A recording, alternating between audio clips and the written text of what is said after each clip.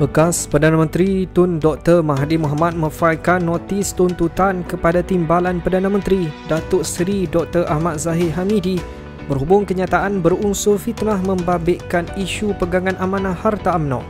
Dr. Mahathir, 99 tahun, memfailkan notis tersebut menerusi firma Guam Rafiq pada Jumaat.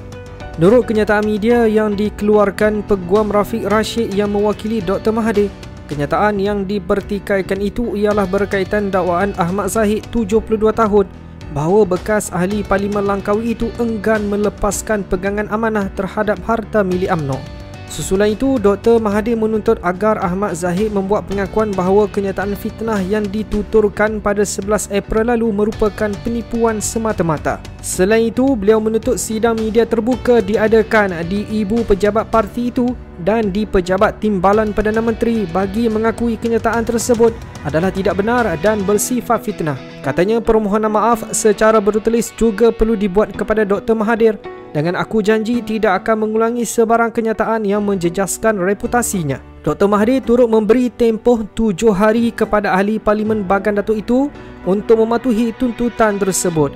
Pada 15 April lalu, Dr. Mahathir menafikan dakwaan bahawa beliau enggan menandatangani surat pelepasan tanggungjawab sebagai pemegang amanah bagi aset milik UMNO.